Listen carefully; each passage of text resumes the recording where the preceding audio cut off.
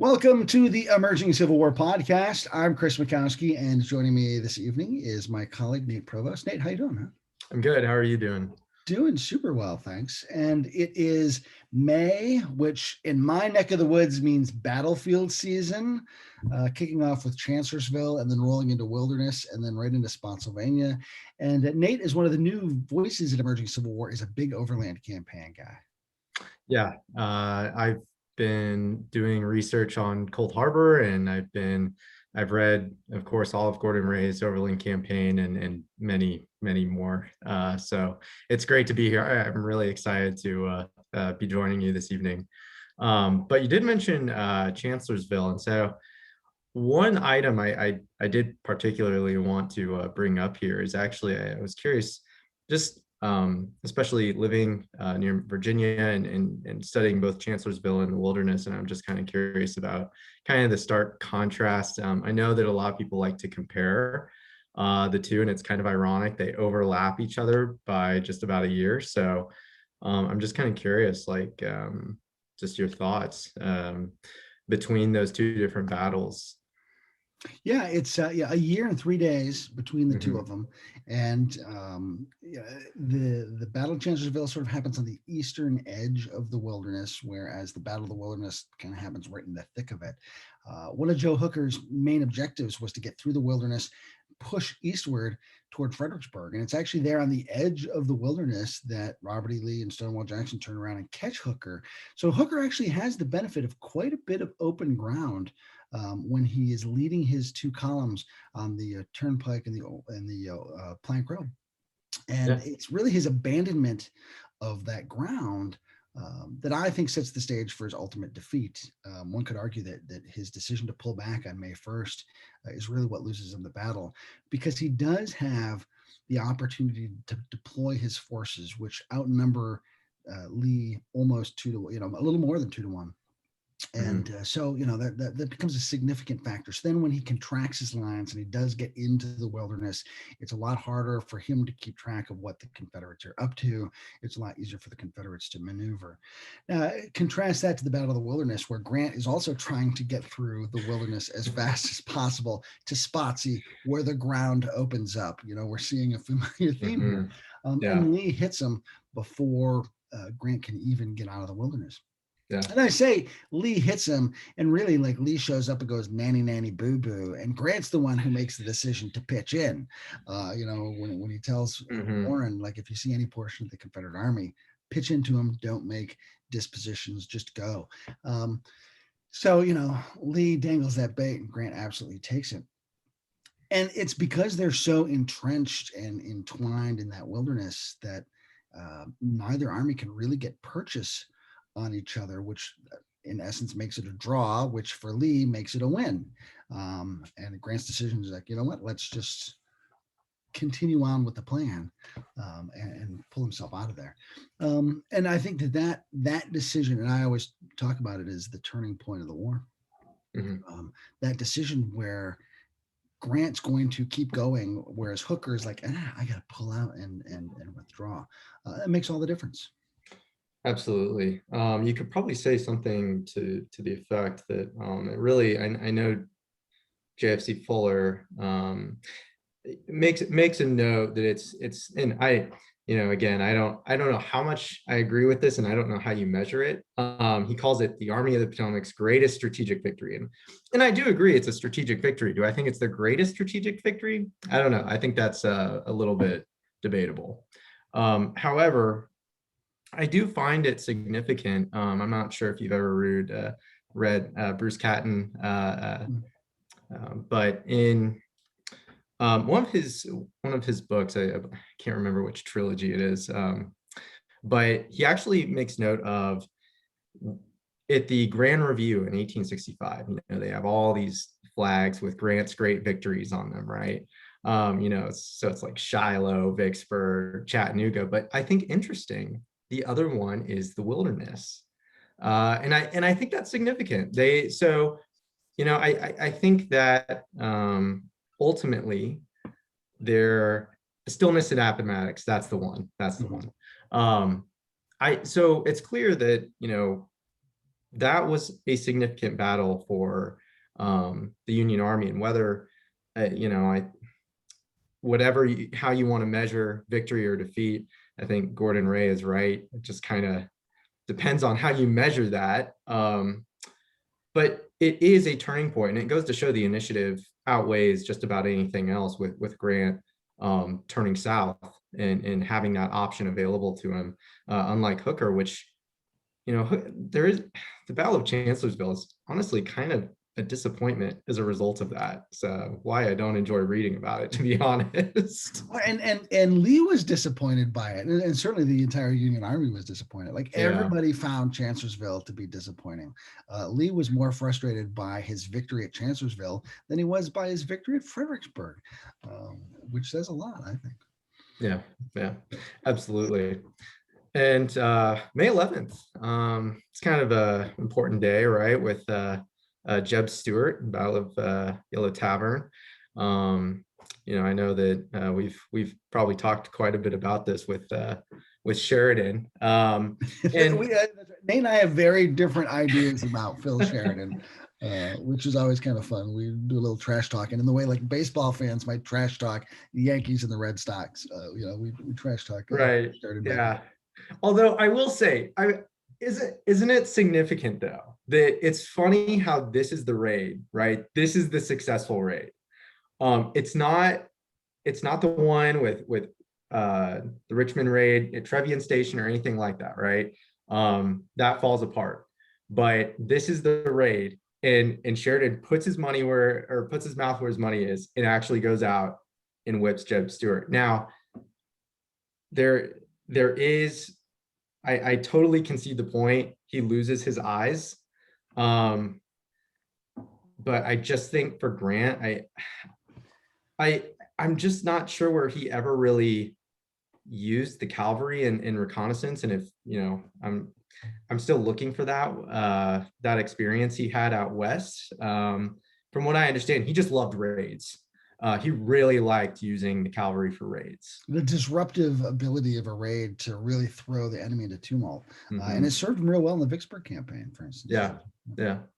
But one could argue that Shiloh happens because, for instance, he's not effectively using any sort of cavalry to screen his army or serve as his eyes and ears. That's a fair argument, actually. I actually haven't had someone bring that up before, which I'm shocked no one has. But that's a fair point. But everyone has their strengths and weaknesses, and I'm a Grant fan, and for his failures to properly utilize cavalry, look at the innovations he does with relations with the Navy, and so that's I think where his strengths end up being in that with that branch of service. So. Although I do want to kind of dive into some of his failures there at Spotsylvania Courthouse. Look, as much as I like reading about May 12th and kind of finding that opening on May 10th, that the reality is, and I've argued, and I plan on arguing this in my dissertation, is to me, June 3rd at Cold Harbor is not Grant's worst day. His worst day is May 18th at Spotsylvania Courthouse, to me.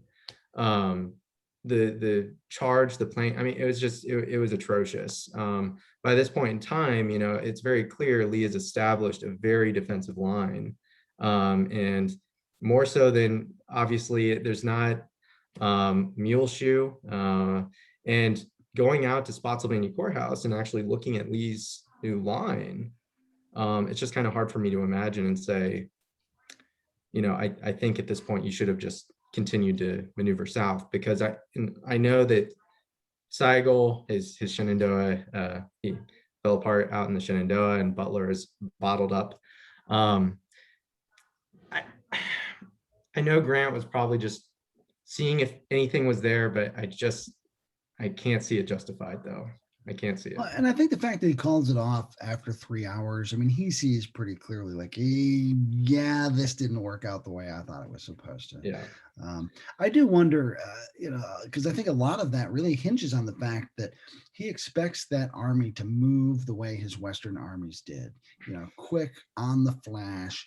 And the Army of the Potomac is just a big, slow, massive, cumbersome beast that doesn't move that way. And then you add on top of that the 5 days of rain that they had previous to that maneuver.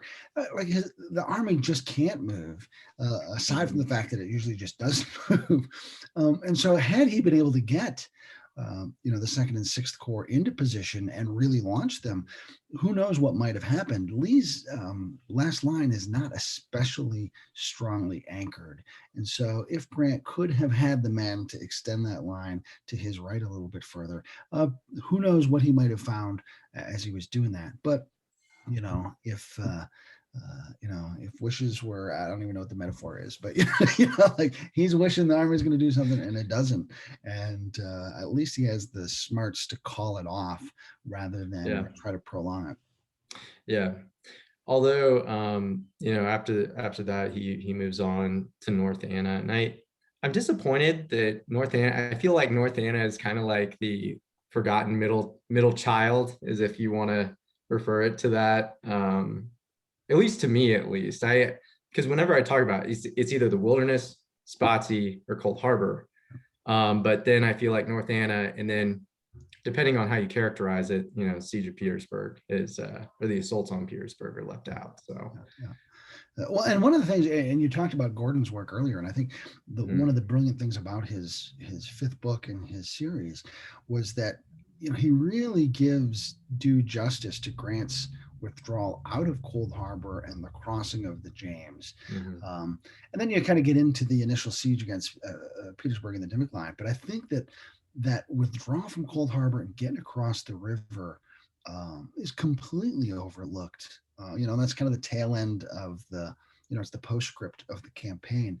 And that was an incredibly complex maneuver to disengage in the face of a foe, march as you do, and then try to get across a mile-wide tidal river. And the way Gordon illuminated that, I thought was incredible. Yeah, his maps, obviously, if you haven't read his book or seen some of the maps he's put in, I mean, they're phenomenal. But I really do think, at least at Cold Harbor, there's a bigger story that happens after the June 3rd assault, at least to me, and it's a part of that battle I think that's really left out, and that is, Grant doesn't, on June 3rd, he's like, oh, darn it, we lost the campaign. This is it. All right, let's pack it up. No, instead, the crazy thing to me is he says, hold your most advanced position. So he doesn't even say, like, fall back, like go back to the original line. He's like, no, just hold where you're at. And now, of course, they're already under fire, and at this point they'd probably already dug in. But he could have easily said, like, yeah, we gotta go back, but he doesn't. Well, and what I think is really interesting about that is, Lee always worried about losing his ability to maneuver, and he kind of gets backed up against Richmond at that point. But Grant really realizes, like, he doesn't have room to maneuver anymore either. He's got the James River, and he can't get forward to Richmond. So where is he going to go? He's lost his ability to maneuver too. Yeah, and so I think he's at this point. He's really considering two things, and I think, and this is at least kind of where some of my research has drawn me to, is for 24 hours, Grant considers like besieging Lee in a very unorthodox way on Cold Harbor. I mean, the idea of a mine is brought up. They were thinking about bringing mortars into Cold Harbor. I mean, so it's kind of weird. And from reading some of the soldiers' account, everyone keeps bringing up Vicksburg. I mean, Vicksburg is this whole idea that is surrounded, they're like, oh, it's going to be another Vicksburg. It's and the Confederate soldiers are saying the same thing. As long as it doesn't become, Vicksburg, we're good. And yeah, it is that everyone is just afraid they're going to lose that ability to maneuver, and especially the Confederates. The one thing I don't think really the Confederate soldiers or even the Union soldiers were really considering at this point was moving to Petersburg, maneuvering to Petersburg. Although what I find, and this is where I'm impressed by Grant's ability to create a strategy, and I'd argue his strategy worked, just not in the way he thought. But look, Butler still maintained a position on the peninsula, regardless, of his failure to press on and beat Beauregard. To me, that's not important. He held the peninsula, and without that, they wouldn't have been able to get across, get over to Petersburg. And then even with Sigel, and this sounds crazy, but even him holding out at Harper's Ferry later actually prevented Jubal Early from going as far as he did. He had to consider, like, okay, there's some guys there, I don't know. So it's just kind of, I just kind of find the whole Virginia 1864, it is a weird, crazy, awful just thing that happened. And I think the one thing too that really slowed Grant down was the supply trains. He was actually embarrassed by the supply trains he had to bring along. I know you had mentioned that earlier. He wrote a note off to Halleck, and he's like, yeah, my supply trains are really holding me up. He's like, I'm sorry about that. About that. Yeah, and but I, there again, I think, if you consider the way that once he gets down close enough to the rivers where he can use the York to ferry supplies up to him using the Navy, he's playing 3D chess by that point, and doing what he can to really, use all the resources available to him to keep him moving, even if he's not maybe moving as fast as he'd like to. At least he's able to still keep moving. Absolutely. That's why I always thought that May 9th at Spotsy was so important, because as Burnside, who's generally overlooked, and for a lot of good reasons, during the Overland campaign, when he captures the Fredericksburg Road, though, that allows Grant to shorten his supply line from Culpeper to Fredericksburg, which is a huge operational advantage for him, because the infrastructure all exists in Fredericksburg for him to be able to move supplies efficiently and in mass through roads and railroads and using the Navy. And so it's like just a huge payoff for that, capturing that route. Yeah. And I do have a question for you, and don't worry, this will connect here, but I'm actually curious your general thoughts here about McClellan and the Peninsula Campaign. I'm just kind of curious. Okay. And I guess I sort of fall in the camp of the stereotypical reaction to McClellan. I have very few positive things to say about McClellan, mostly because, and this is all through the gift of hindsight and having been able to read his mail and his letters and all that, he's just an asshole, and so that just biases me against him, the way he treats the president and the War Department and everything. It's so I'm just biased against him for that. And so as I look at his performance on the campaign on the peninsula, I just don't have anything good to say about it. Now, I'll say lots of good things about Fitzjohn Porter, for instance, who saves that army where McClellan's not even on the field as the army's trying to retreat away from Richmond during the 7 days. A huge abdication of responsibility on McClellan's part by just not physically being with his army. And it always opens up the question, gosh, what would have happened had Porter been able to continue to serve in the army? Because I think that he really was quite brilliant during that campaign. So that's my general assessment and why. The only reason I ask is because the only point of concession I give typically is his ability to see the peninsula as a way to transport men, and he realized its strategic significance. I'm totally, in agreement with a lot of that. He was way too, I'll call it egotistical, a bit arrogant. Obviously, I mean, little Napoleon. I kind of see that. But I think ultimately, he does have the arm. He's attempting to get the armies to work together, and again, I can give him some credit there, but it just doesn't work out the way he wanted it to, of course. And I'll give him big props for his organizational abilities. He builds. Oh yeah, of course. Fantastic. And I think that's probably Hooker's best attributes too, is that he rebuilds that army in the wake of Fredericksburg, and people think of him for Chancellorsville, but I think Hooker was brilliant at figuring out how to take care of his men and fix them.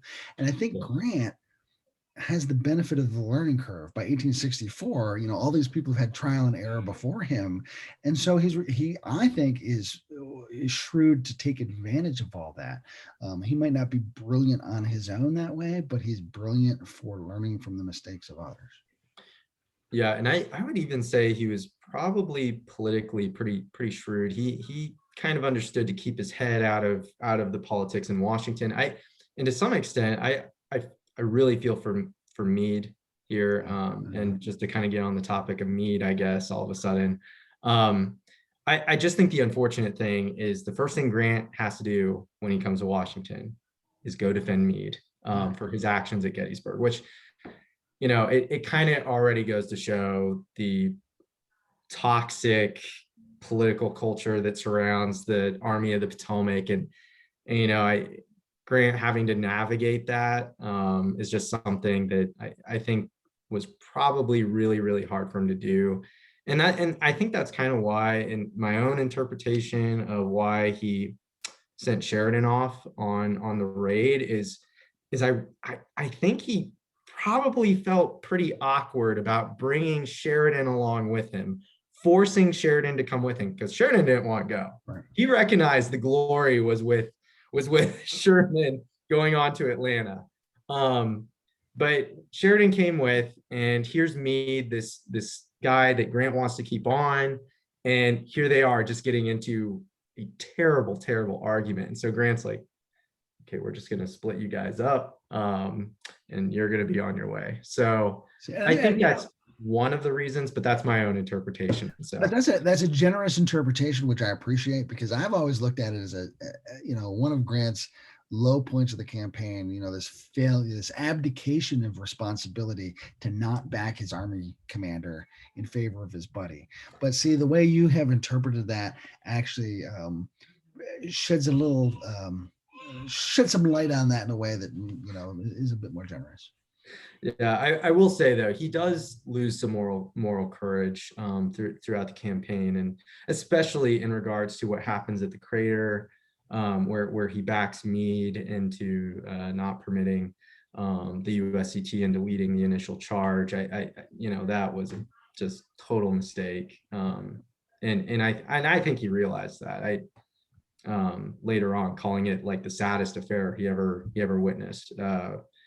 But I do think though, as much as Meade probably didn't like Grant looking over his shoulder, I can appreciate the fact like Meade stayed on for the entire time, and as much as the crazy thing to me is none of those corps commanders survived to the Appomattox campaign. Yeah, right. Meade survived. He made it through all three campaigns, and I think that says a lot about what Grant thought of Meade, because typically if you didn't get along with Grant was going to find a way to get rid of you, and I own up to that, but I just think there's a lot of that, and I know he's trying to figure that out in the Overland campaign. It's kind of why he likes Hancock, and I think again Gordon Ray does a great job of kind of explaining why Hancock looks really good to Grant. Yeah. Well, and I'm a big fan of Meade for a number of reasons. I mean, I think his performance during Mine Run was exceptional.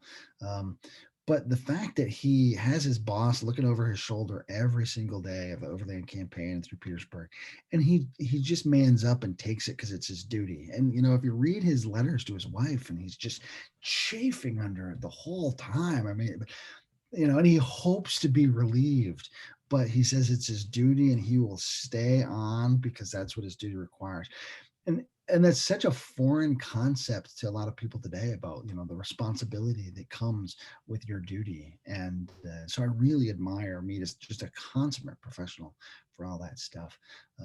I always like to look at the note that Grant sends to the War Department on the 11th, where he says, he recommends Meade and Sherman both for promotion to Major General in the regular army.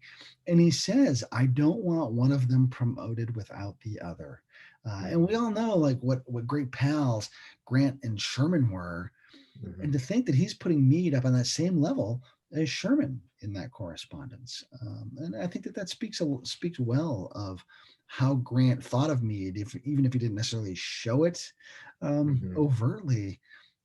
Grant notoriously reticent to speak. Not very loquacious. So that's how he feels, even though he might not necessarily demonstrate it. Yeah, and I know that I believe it's Jen Murray that's actually working on a biography of Meade right now, and I know I'm really looking forward to reading that. But I think overall, and I'll even say, look, the Union Corps commanders, they probably did is as much as I can fault them and point out each little bit of mistake, I will never take away the fact like they had to fight one of the hardest campaigns of the entire war. And so the fact that they were able to keep up with that, the fact that Lee and his army could keep up with that, especially at North Anna after May 23rd, Yeah, yeah. I am totally amazed by it, and I'm actually shocked not more military historians take more interest in that. To be Yeah, I mean, completely Lee honest. survives May 23rd is amazing, and his innovation to recast his line into the inverted V, which I think is then his most brilliant defensive position. But he absolutely could have been wiped off the map at North Anna because of his mistakes at the Chesterfield Bridge and at Jericho Mills. Mhm. Could absolutely been devastating to him. Yeah, I'm actually a bit when we were actually walking out there and you showed me Ox Ford and how steep it was, and that's where Ninth Corps Burnside's men were. I actually became a bit focused on Ox Ford, and I was like, why is he so obsessed with taking Ox Ford? Because if you look at it, it's like, come on. But ultimately, I really do think part of that is, I think Grant just wanted to, first off, he just wanted to keep the initiative and keep that pressure going. But secondly, I think the one thing Grant really liked to do is mass his forces together. And I think he probably didn't understand moving across those two rivers or having to travel over them so many times to reinforce another. But I think he did understand the importance of having all of his troops just kind of in a line and ultimately massing his forces against the Confederates. And because in the OR, he's just constantly sending off orders over to Burnside. He's like, hey, how about Ox Ford? What's going on there? But I do think with North Anna in particular, the Lee's line, the inverted V is just, it really does show Lee's brilliance. And I know that right now, especially, there is a tendency to downplay his generalship a little bit and whatnot. But I really do think at the end of the day, the inverted V kind of proves otherwise. It's brilliant. You can't say it's not. And to do that in such short order while your men are like in crisis mode, while you have horrible just a terrible illness where you're on the pot. I probably couldn't do that. So Yeah, I mean, talk about thinking out of the box on the fly. To mix a couple metaphors there, and he comes up with something that's absolutely brilliant. I think too that the lack of good maps really hampers Grant. I mean, if you look yeah. at Hancock's correspondence as he's advancing toward the North Anna, and he first gets to Long Branch, and he thinks that's the river, and then it's like, oh wait, no, now I found the river, and so like. I don't think they appreciate the topography on the South Bank. They don't realize just what an awful position Ox Ford is. You and I, as historians, understand the value of walking the ground so that we can understand the battle. And, we forget that often those commanders weren't able to walk the ground. Like Grant would have been under fire, walking the ground to understand the Yeah. battlefield like that. Lee would have been and actually Lee literally was under fire as he was making his buttermilk. Multiple times. Lead to the rear. Yeah. So that gives us a vantage point today that they didn't have at the time, and all they've got are maps, and maybe the maps are okay, maybe they're not. Yeah. And I do find that it constantly hinders their ability. And I know again, another resource that I absolutely love is Grant's Secret Service, where it talks about all of his, military intelligence and everything else. And they say during this time, during the Overland campaign, they were completely overwhelmed with all of the different information coming in from deserters, from people living around that area. They just had no idea what to take, what to pull, what's true, what's not true. Well, maybe if he had some cavalry to help him sort through some of that, but Hey, Sheridan does come back at North Anna. I do want to point that out. He does come back, and he actually, and I will say this, he plays a very key role at Cold Harbor. Very, very key role. Very important, I might add. So tell me about that, because I've got some thoughts about that too. Yeah, absolutely. So I'm just like, so I love reading about Cold Harbor. I just think it's so interesting. And I think where we tend to forget a lot of actions that occur is what happens after North Anna. So everything from May 27th up until June 1st, there's a lot of engagements that still take place at places like Hawes Shop, and then at the Cold Harbor Crossroads. I mean, there's just all these engagements going on, and I want to just kind of remind everyone that I think Grant was feeling pretty good about this, because they're winning all these small tactical engagements. I mean, this is kind of a big deal, and Lee is getting a little worried here, and especially on June 1st. I mean, the Union do briefly break through that line there, and that's really important to note. They brought up part of the Army of the James under Smith. And even though he was accidentally sent somewhere else, he eventually finds his way to the battlefield and helps Wright break through. And there's a small Confederate tactical victory there on the 2nd. Jubal Early is able to push the Union Army. They're able to push in a few brigades. But ultimately, the Union Army will retake that on June 3rd, which is kind of forgotten. So the fighting that takes place up on the Union right near Bethesda Church actually, is more or less a stalemate. And they were still planning on engaging Jubal Early. Even on the 3rd, it wasn't until an order was sent out to suspend all engagements with the enemy.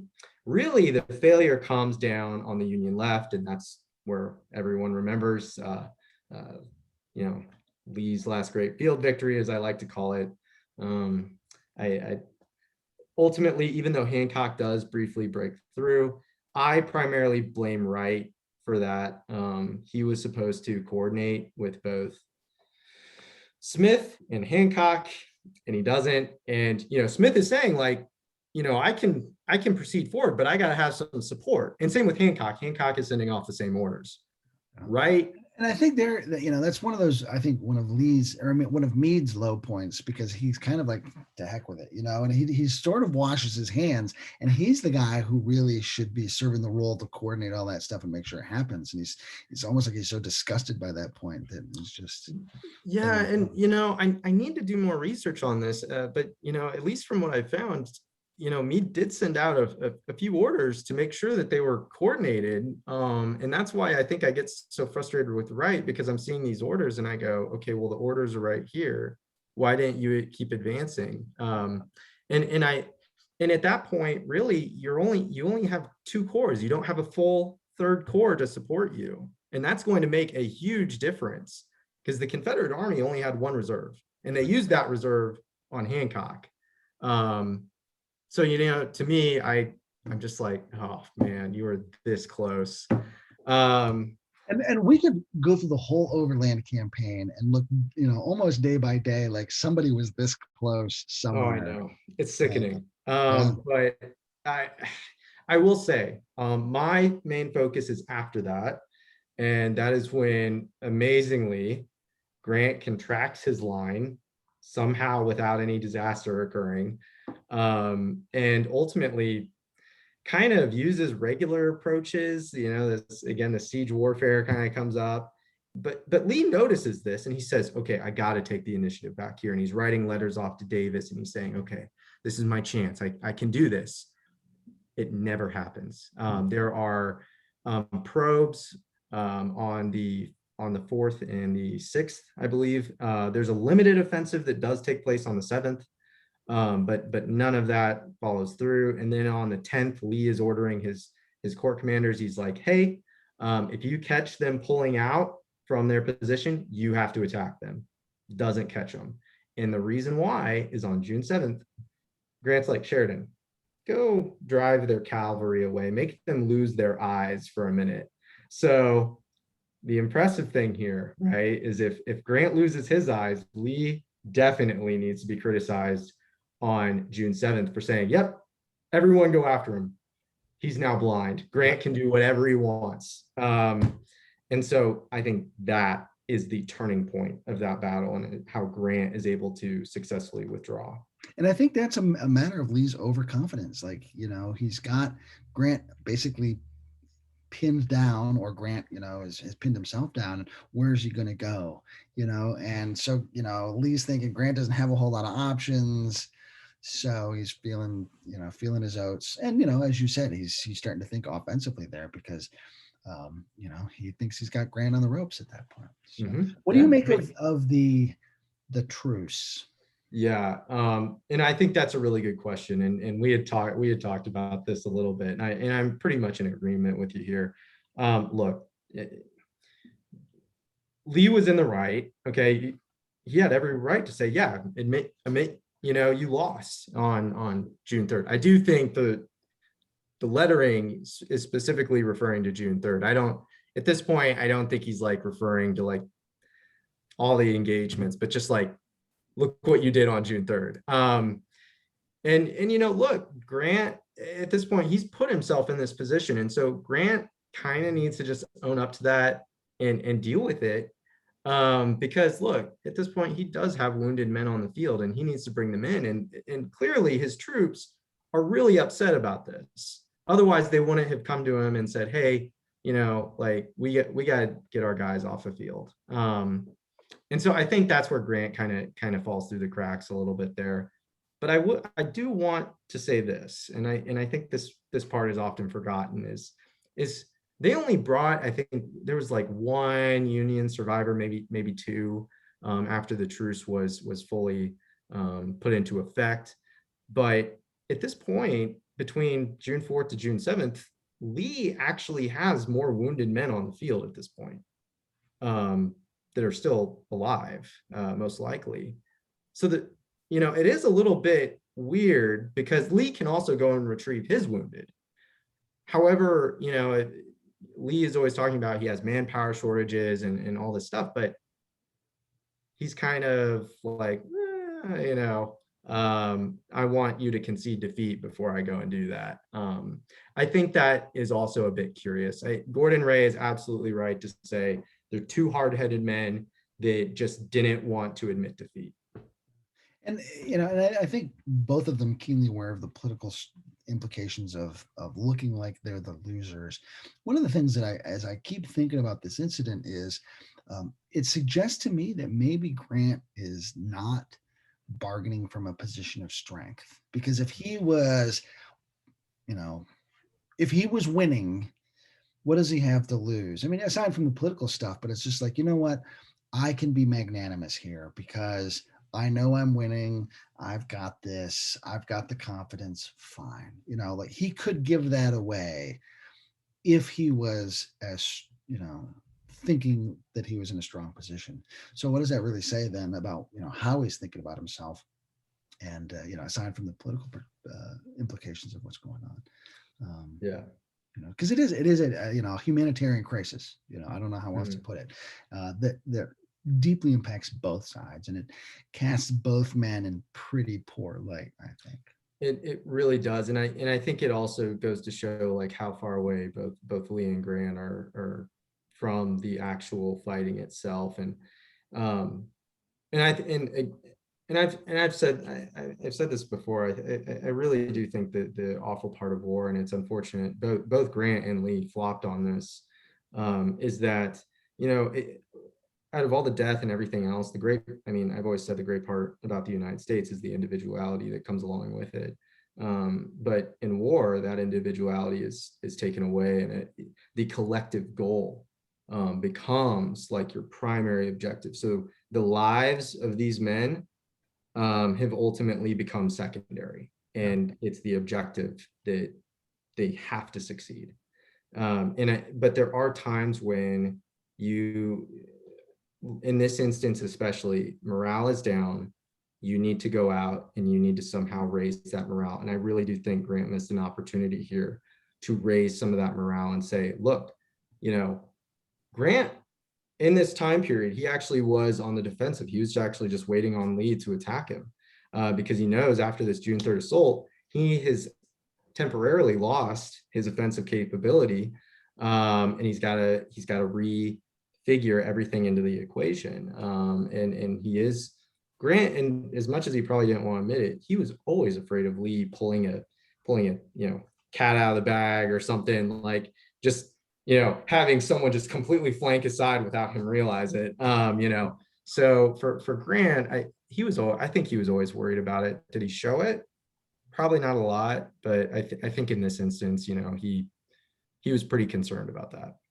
I think about, that famous statement he makes on the 6th of May to one of the panicked staff members of the Army of the Potomac, where he says, like, you always seem to think that Lee is going to attack us on both flanks simultaneously and do a double somersault and land in our rear. And I want you to be more concerned about what we're going to. And, bold thinking, I really like it a lot. But by the time they start moving toward the North Anna, Grant is second guessing every move he makes because he's afraid Lee's going to hit him on both flanks and double, so those are hard lessons that he learns over the course of 2 weeks. Oh, and yeah. As you say, by the time he's done at Cold Harbor, he's deeply concerned about some of that stuff happening to him. Yeah, and I'll admit, I think he actually got a bit overconfident in that short time period between May 27th to June 1st. I mean, it really does look like they're breaking. And like you said, he's winning. He's winning all those. Yeah, like he has every reason to think that, but it's a hard lesson on June 3rd to see that they still have considerable strength. They can still fight back a very strong assault, except one without right. Sorry. So anyway,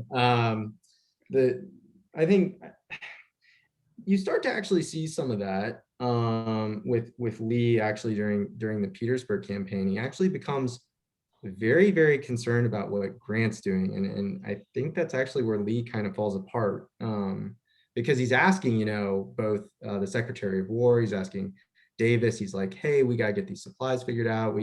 Grant's going to do this, he's going to do that. And, I think Lee he eventually, not around this time, but he also eventually loses sight, like, hey, I got to stop worrying about what he's going to do, and I got to figure out what I'm going to do next. Yeah. And I know his options were limited, but ultimately you have to do something. You can't.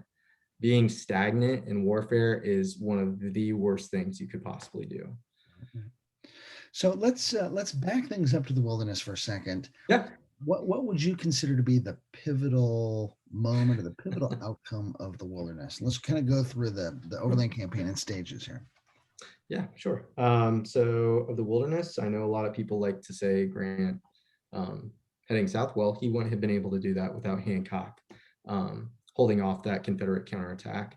And I know he was driven back by Longstreet, but I really do think it wasn't the wounding of Longstreet there, but I think it was him just being able to use those temporary entrenchments to beat off the Confederate counterattack. That's what I love about this stuff, because then we could back that up even further and like, well, Hancock couldn't have been there if it wasn't for George Getty's fabulous theatrics on the 5th of May. That's right. Yeah. Like we can always. Yeah, we can keep going backwards. That's right. But I'm going to stick with that. I'm not going anywhere. I'm not moving on. So that. Hancock's defense on the 6th. Yeah. Yes. Yes. I'm going to say Longstreet's wounding. Taking Longstreet off the board at that moment is just a crippling blow for Lee, because who in Lee's army knows anything about Grant? Nobody, except for old Pete, And And then if you think about this sort of defensive style of warfare that these armies are Mhm. settling into, and Longstreet's very defensive minded, so it sort of plays to some of Longstreet's strengths. So having him gone, I think, is a terrible blow. And Richard Anderson, certainly capable. I mean, Lee liked him enough to make a corps for him later on in the war when Longstreet Yeah. came back, but he didn't have the razzle dazzle and the punch that Longstreet had. No, and I think the his quote unquote attack against the Union right, I do think that's a bit overdone. He turned in a brigade and a half. That's, to me, that's just not significant. If you want to talk about the significance, look at Longstreet showing up with the Texans. Look at the defense. Hancock picks up. I mean, to me, it's just kind of like everything going on up north is just kind of like this weird back and forth, crazy action. It's almost really hard to follow, to be honest. But to me, that's still where I hold out. Sure. One decision that I think is hugely consequential is when Lee orders Anderson to leave by 2 a.m. on the 8th, but he actually leaves by 10 p.m. on the 7th because the forest fire is burning around the encampment of the First Corps. So Anderson leaves 4 hours early. And if you think that he gets to Spotsylvania literally in the nick of time, those 4 hours made all the difference in how Spotsylvania played out. Well, I think that fire, and I will say this, that again, we can keep backing up here. I mean, that fire wouldn't have broken out if Grant hadn't been like, yeah, go after him. Yeah. I'll admit, I'm a little bit mixed about how I feel about Grant attacking in the wilderness, because even though Lee attacked Grant, it was kind of like it wasn't really it wasn't really like a full-on assault, but I know that Grant it was important that he keep the initiative, and he needed to figure out how these men fought. So what about Spotsylvania? Yeah, so what do you think about Spotsylvania? That's a hard one. There's a lot that happens there. Oh man. Because I haven't thought this through, so I'm sort of sandbagging I myself. haven't either. I'm gonna probably say, I gotta say May 18th. I have to. I really do. I really do think that was the convincing point. Like, yeah, you can't fight here anymore. You got to go. Like, this is not the place. It's not going to happen here. And regardless of how successful May 12th was, I don't know. Yeah. So I'm going to say the morning of May 8th. And it's either Sheridan leaving.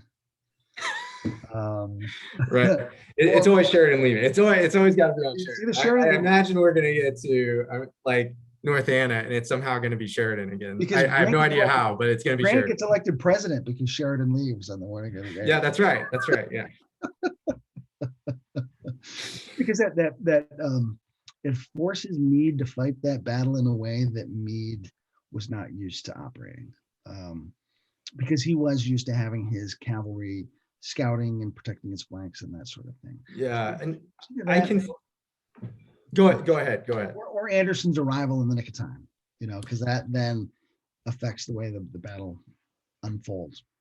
Absolutely. And I was only going to say, obviously, Meade had a great cavalry corps up at Gettysburg. Obviously, what he was working with was very, very good.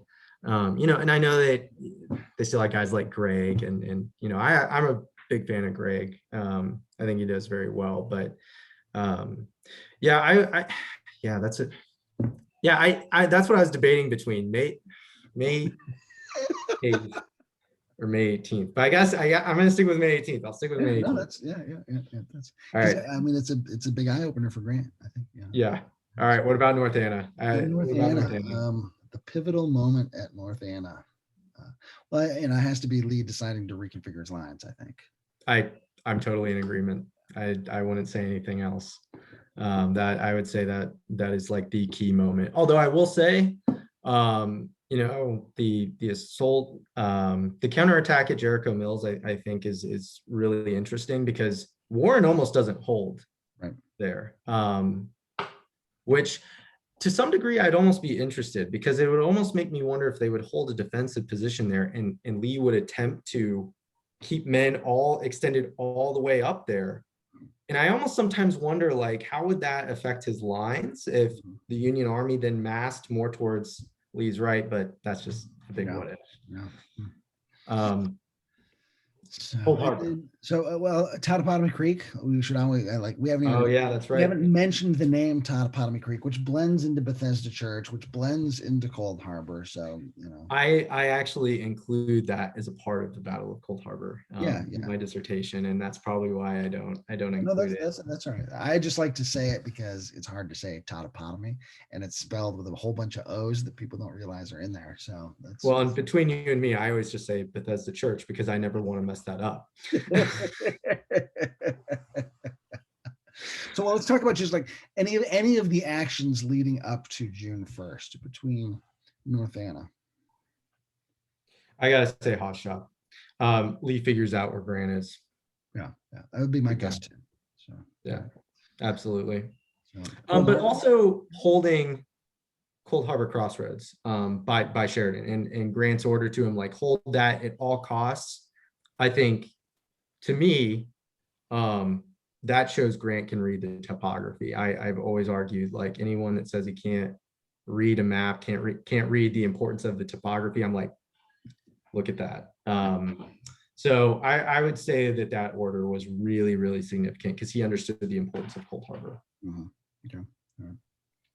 So then Cold Harbor proper. Yeah, I'm going to stick with what I said earlier, and that's got to be June 7th. Sheridan, obviously, but I really do give all the credit to Sheridan's division commanders. Honestly, like, his division commanders perform excellently through and they do. However, I will say, like, they are not, leaving Sheridan out of the plans. They're not, like, Sheridan has to be smart enough at least to work with them. And even though he might be against them at times and not give them proper credit where credit is due, ultimately, I do think he is the right guy because he's super charismatic. And that is someone that the Army of the Potomac really liked. And that's why the Cavalry Corps had such a they had higher morale than anyone else. Sure. Sheridan was just like this guy that he was aggressive, and that's why Grant liked him. He was just really aggressive. And he definitely had potential, and that was proven, I think, during the Appomattox campaign for sure. Yeah. But at this point, he also shows he is reliable to Grant. He holds the crossroads. He goes off to Trevian Station and he drives the Confederate cavalry away. Even though he loses at Trevian Station, the reality is, I think he does his most important job, and that is to help the overall. Spanked like a little girl. He did. He did. You're not wrong. But he liked to pretend that he won. If you read his memoirs, he's like, yeah, I won that. I did that. That was me. It's like, okay, then why didn't you go further to go help out, Hunter or cut the railroad? So anyway, I can be cruel to Sheridan if I'd like to be, but in that instance, I have to give him the credit. Yeah. I'm going to say the limited Union successes on June 1st, because that's what convinces Grant to go for it on the 3rd, which, then stymies him and really kind of changes the whole nature of, I think brings the whole campaign to a grinding halt. Absolutely. Yeah. I can see that. I can definitely see that. I did want to quickly ask you though, if we still have time here, sure. I'm actually curious how you feel about including the assaults on Petersburg, because typically I end the Overland campaign on June 18th, mm-hmm. With the order of, dig in, it's a siege. So I'm just kind of curious, like your thoughts, and I know with Gordon Ray's campaign series, he ends it on June 15th. And even though I don't think he considers that the end, I know, I just think there's a lot of debate surrounding, like, okay, well, when does it actually end and when does the Petersburg campaign begin? Right. Yeah, I mean, I always sort of once Grant makes the decision to move across the James, to me, that's the beginning of the Petersburg campaign, Okay. in the sense that, as he makes that first move out of Culpeper toward the wilderness in Spotsylvania, that's the beginning of that campaign. Yeah. Um, that all said, one of the things that I like to remind people when I'm out on the battlefield with him is that, like, what starts on the 5th of May in the Mhm. wilderness leads inexorably to Appomattox Courthouse. And it is essentially constant contact all the way through. So you could make the argument that it's all the same thing, because Grant has fundamentally changed the nature of the war by just. Yeah. I've, I'm curious if anyone would be up to this challenge one day. Not me. I don't want to do it. But to actually analyze each engagement day by day and making a basically like a graph or a conclusion about the casualties, the engagement from that day, because that's really what you have to do. And that's why it's so hard to interpret it. I used to be baffled. I'm like, how could you think that? But really, the fact that there's so many engagements, to me, I don't even know how you measure that. And that's why these three campaigns, yeah, to Grant, it's just all one long campaign, which is quite amazing. I actually can't think of a campaign that actually lasted that same length. I really can't, unless it's an actual like Orthodox siege. Right. I can't think of a campaign, a moving campaign um, like that. So, that's just something that I really do find interesting. So before we wrap up, one last question for you. Since you're talking about parsing numbers, that's really at the heart of your dissertation. You want to Yes. take just a second to tell folks a little bit about, how you're focusing your research? Yeah, absolutely. I do have to say that I got really hooked on these numbers. I guess that's what happens when you're the son of an accountant, the brother of another accountant. So That's right. Most of us are like, hey, I'm a historian. Nobody said there'd be math yeah, involved. right. So my parents looked at me like, "Are you sure this is ours?" But no, reading Gordon Ray's books, I really got hooked on these numbers, and especially what has happened in, I was looking at the Union casualties at Cold Harbor, and it was like 14,000, and I'm like, that number just seems wrong to me, because, between on June 1st, they lose 2,200 roughly. They lose a couple hundred more there on the 2nd. On June 3rd, they lose about 6,000. But then I'm thinking, how do they lose another like 4,000 men between June 4th and June 12th? There's not a major engagement. So I'm like, was there disease? Was there, something that happened? But really what it actually is they're including numbers that take place at Bethesda Church. They're taking numbers before that. This is from May 28th to June 12th. So if you include those same numbers, and Gordon Ray has done a phenomenal job, but I'm going to kind of put together my own kind of tally, and I've already kind of started compiling those numbers together. But ultimately, between May 28th to roughly June 3rd, the Confederates at this point have already lost 6,000 men. So if you include that, well, there's going to be another roughly 2,000 casualties there. So really, you're looking at, you have somewhere between 13 to 14,000 Union casualties at Cold Harbor. You also are going to have about 8,000 to 8,500 Confederate casualties as well. So, and to me, that's so fascinating because, of course, everything that happens at Cold Harbor is at the heart of the Grant the Butcher myth or misconception. And so to have real numbers to look at and parse and compare that to Lee, I think is really important context, because we don't call, Lee the Butcher, but, similar casualties from Pickett's charge, for instance, compared to what, Grant's facing there at Cold Harbor. And so I think that, what you're doing really sheds some important light on just giving us facts and information as opposed to myth and legend.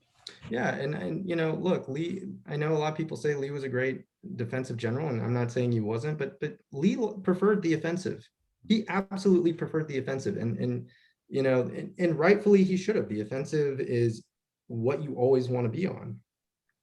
So with these numbers, this isn't, personally my attempt either to even make Lee out to be a butcher of any kind. It's just, to me, that's actually more consistent with the numbers that we've already seen at this point. I mean, it's just more casualties, Yeah. And that's just something that is honestly just quite awful.